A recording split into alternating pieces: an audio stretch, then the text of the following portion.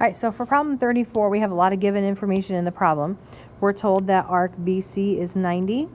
We know arc CD is 30 and DE is 20. One of the first things I saw is that I have a radius here. I have a radius who intersects a tangent. I know that creates a right angle. So here is my right angle. I also know this side's going to add up to be 90 degrees, but I don't know exactly how that angle is separated, so I don't really want to jump into conclusions on that one.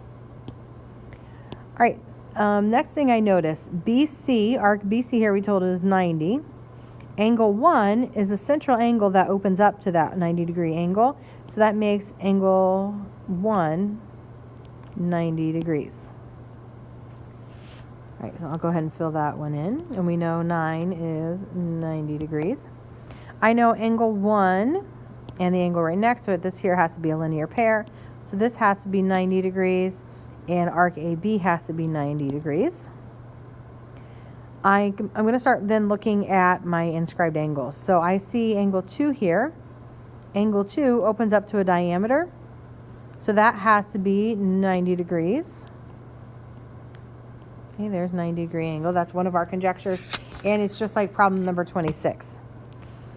So wait, let me mark that down. We have 90 degrees there. Okay, angle 3, so this angle over here at A, angle 3 is another inscribed angle that opens up to this big 50 degree arc.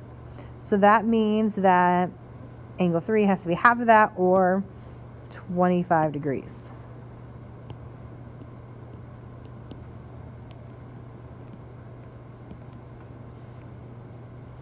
All right, next thing I looked for angle 8. So angle 8 is an inside angle.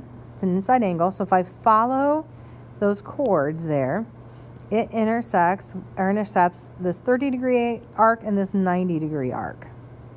All right, so I know angle 8 has to be equal to the average of those two.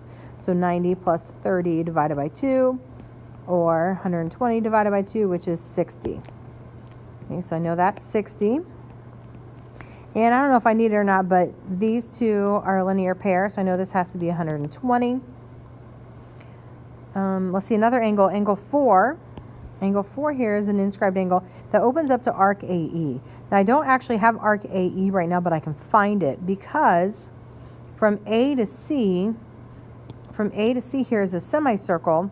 I've already claimed this portion to be 50, which means the remaining part has to be 130. So angle 4 is an inscribed angle that opens up to a 130 degree arc. So angle 4 has to be half of that, or 65. I'm going to write that in there. I'm also I forgot to mark my vertical angles here.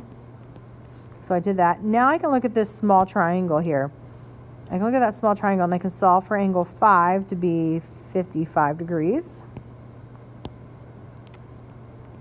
And then 5 and 6 are a linear pair, so that has to be 125. So we have 55, we have 125, we're so close here. Angle 7. Angle 7 is an outside angle.